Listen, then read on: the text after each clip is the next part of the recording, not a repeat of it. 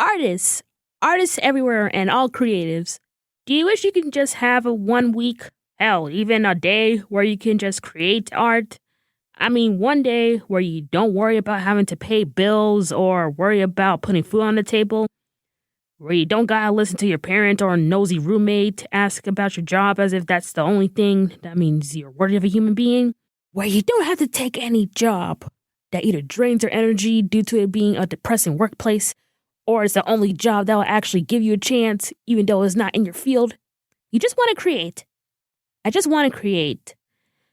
The weird thing is that my brain agrees, and at the same time, it doesn't. That is the truly artistic experience of a neurospicy black girl.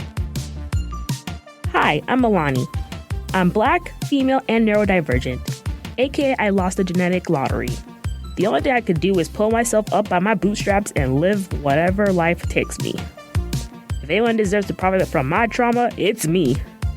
That's the life of a neurospicy black girl.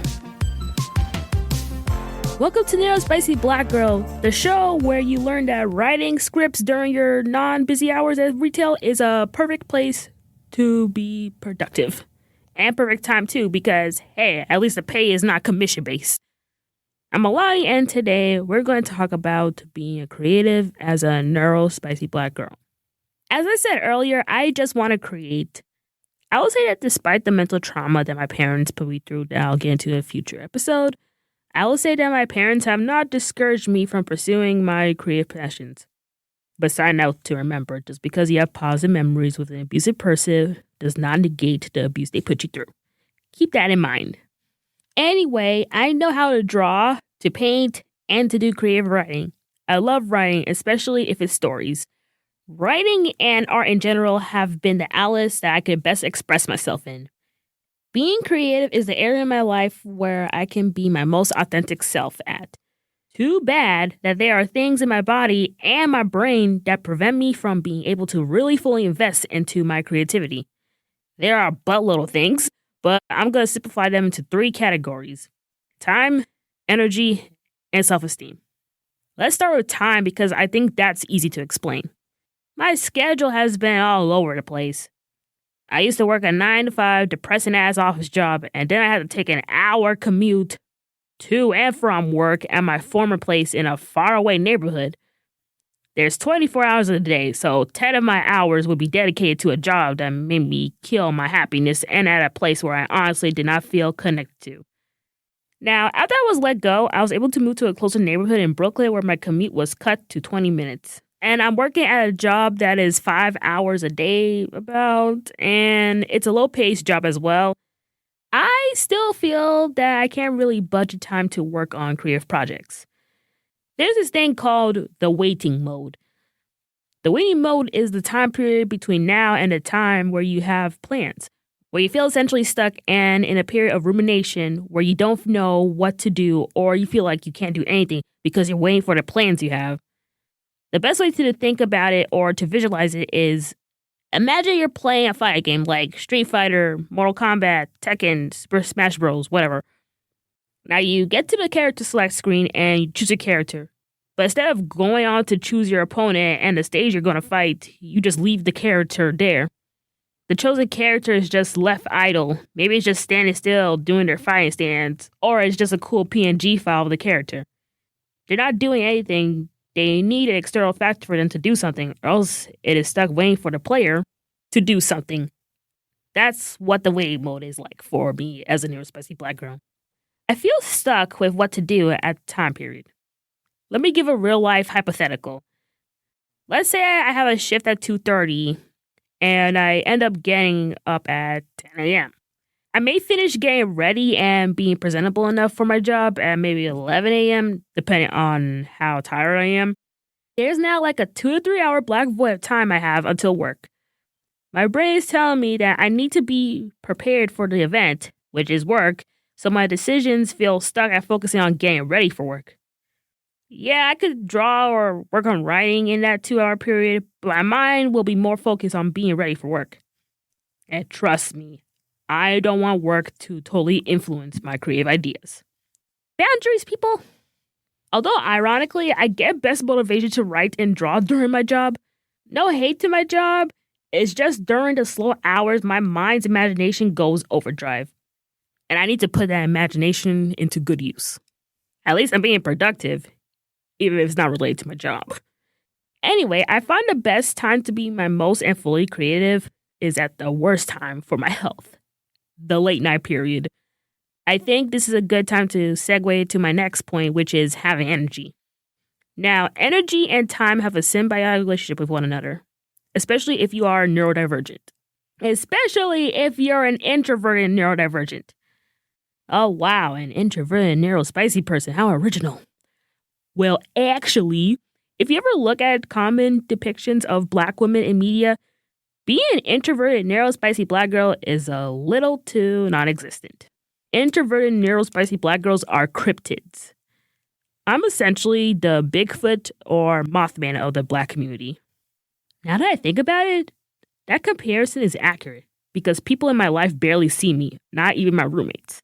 You would only see me when I post social media, which I cut down to barely occasionally, for mental health and to focus on building my video editing portfolio. Or you would see me cameo briefly on brand social media for when I'm able to attend pop-up events. I also happen to have feet that are larger than the average woman's shoe size in the US. The average size being 8.5 to 9, and mine is 10. If I get famous enough to do an episode of the PBS show Finding Your Roots, I would love to have Henry Louis Gates Jr. go into depth about how I'm actually a descendant of Bigfoot. Wait, what was I talking about? Oh, having energy. Yeah, the Bigfoot cryptid comparison makes sense because I'm barely seen in the daytime because I am mainly active at night. Nighttime is the time where I can recharge my battery and recharge my spoons. Now, for those wondering how can you recharge a spoon, they're probably electrical spoons for something. People are inventing new things every day. But the spoons I'm talking about are mental spoons. The spoon theory was developed by award-winning writer, blogger, speaker, and lupus patient advocate Christine Miserandino as a way of describing the impact of her lupus to her friends. So how the explanation went is that Christine gathered some spoons and handed them to her friend, explaining that while most people wake up with an unlimited supply of spoons, for the exercise or scenario, the friend would have just 12.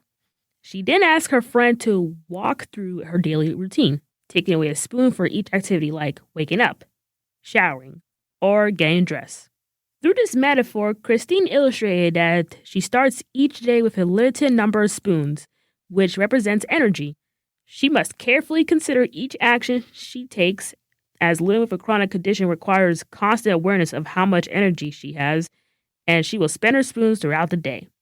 I will leave the link to the original blog post in the description, and be sure to check out her blog, butyoudontlook.sick.com, for more information and, to me, validation of experiences with a chronic illness and or invisible disability. And also to share to someone who actually cares about how you feel and want to understand you, so you don't have to waste a spoon trying to have to justify your existence in a neurotypical world. But I digress. I would say that I'm halfway through my 12 spoons by the time I even get to work. I'm surprised that even writing my scripts for this podcast does not really take away a spoon. But I guess it's because I'm doing something that I'm passionate about. But after I close down for my shift and commute back to my apartment, I am making a beeline to my bedroom. I have 0 spoons. I do not want to socialize with anyone, and for some reason, my roommates are only concerned about talking about work, like my job is not me, you know? But that's another conversation for another day. Anyway, I go into my bedroom and I recharge. I don't have to put on neurotypical extroverted masks for my job or watch out for my protection in the train. I can be truly energized. The catch to that, the time is about to be midnight. Now here's a term that you may be familiar with: revenge bedtime procrastination. Now, according to this article by the Sleep Foundation, revenge bedtime occurs when individuals sacrifice sleep for personal time. Yeah, I'm supposed to get up around 10 a.m., but I'm going to spend half of the time I should be getting to sleep by watching cool YouTube video essays, catching up with drama or pop culture on Reddit, or playing my cozy games until I'm tired. Yeah, I may be contributing more to my sleep deprivation and declining physical and mental health, but goddamn it, at least I don't have to pretend to be something I'm not which drains the energy out of me every single day of my life. Plus, the late night hours are the best hours in my apartment. I'm the only one awake, which means that no one else is using the internet. So the Wi-Fi is faster. Although I seriously need to invest in a router and Ethernet cord so there is more access to my room. My room is low-key a dead zone. Why do I have to leave the comfort of my own room to just be able to use the internet or have good access to it at least? Or lose sleep on it. Literally. Anyway, I think I became an unintentional night owl.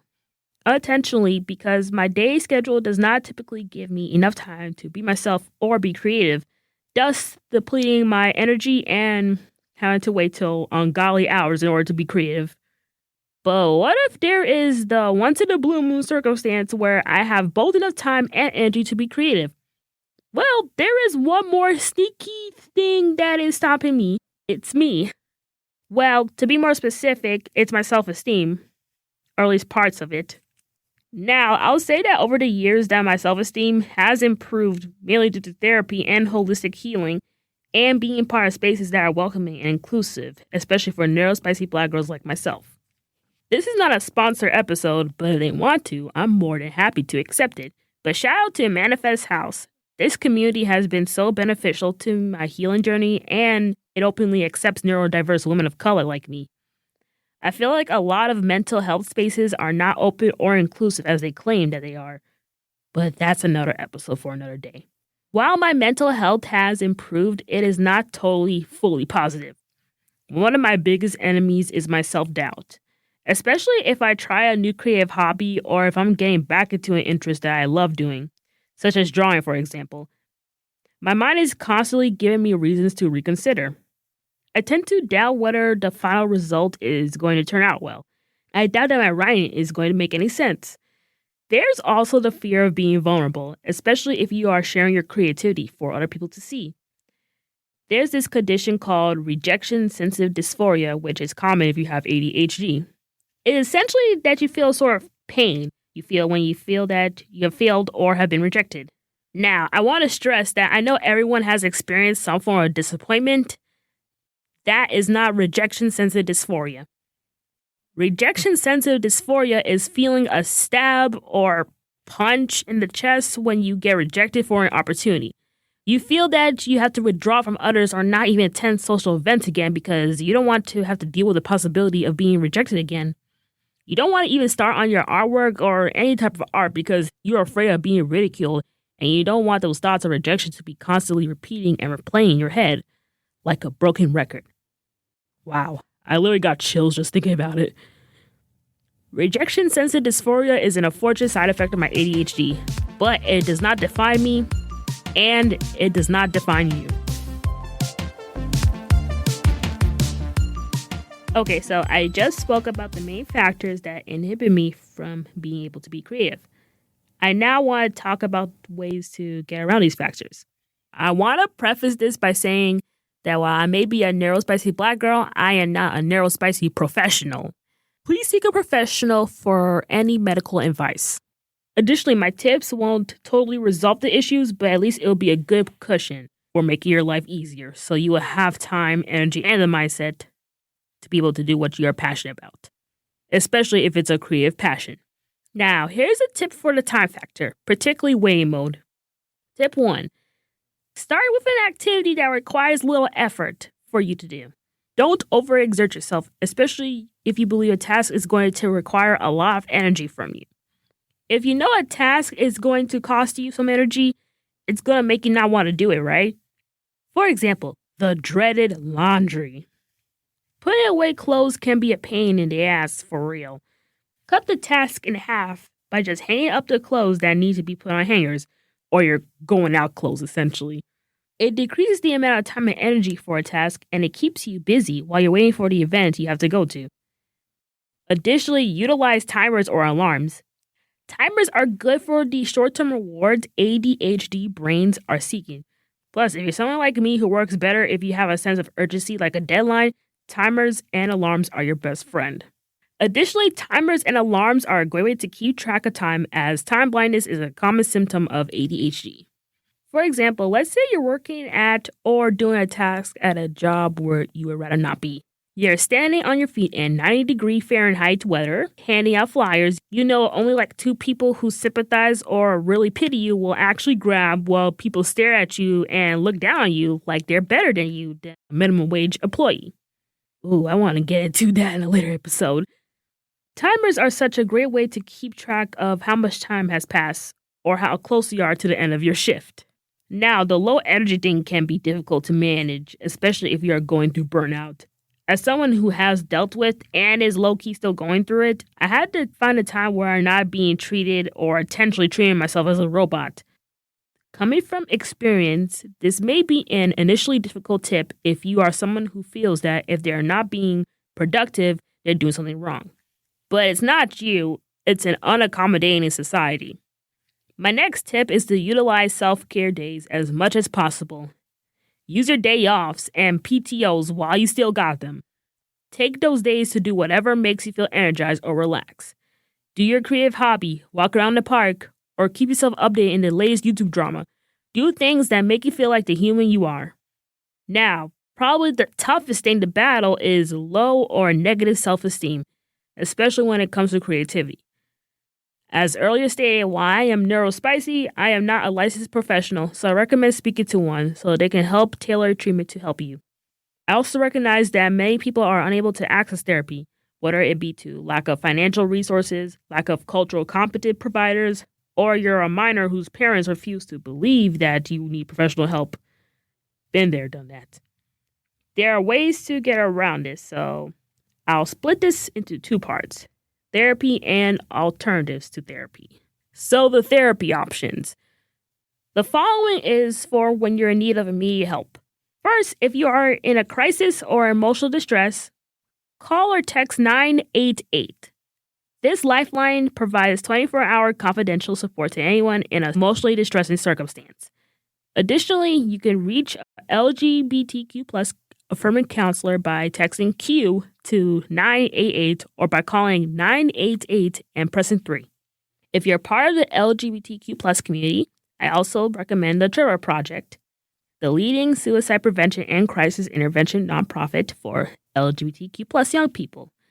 Go to thetrevorproject.org/get-help to chat online with a crisis counselor. You can also text START to 678-678 or call them at 1-866-488-7386. I also recommend going to the National Alliance on Mental Illness website, NAMI.org, to find more resources that are local to your area, if possible. Additionally, based on states, see if you're eligible for Medicaid. Medicaid is a program that provides access to medical services for people who can't afford to pay for medical care. Depending on your eligibility, you can access care for free or low costs, or have low co-payments. Go to usa.gov/benefits to see if you could qualify to apply.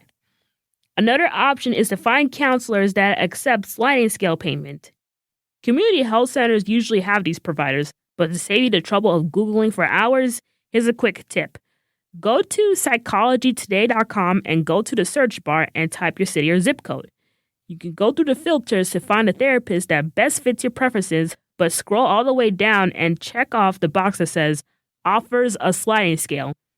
Be sure to message the counselor/provider or their office to confirm that information is still accurate. If you are currently a college student, take advantage of the free counseling services that the school provides. Shoot, the amount of tuition that you have to be paying nowadays is stress-inducing.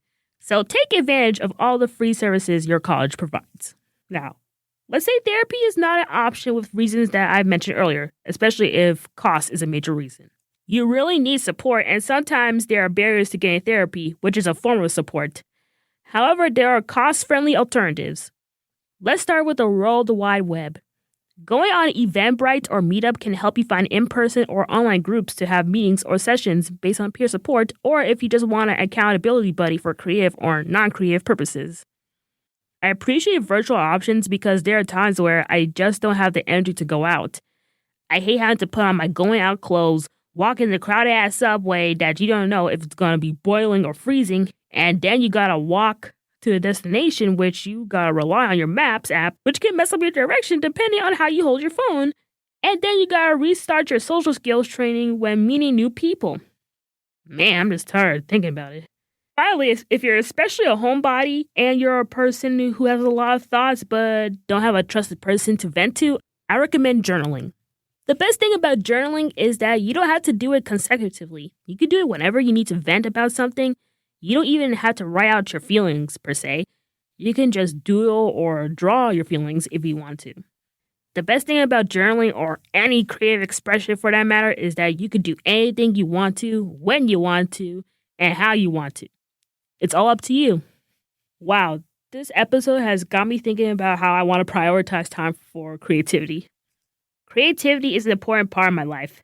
I would consider it my best friend in the whole universe.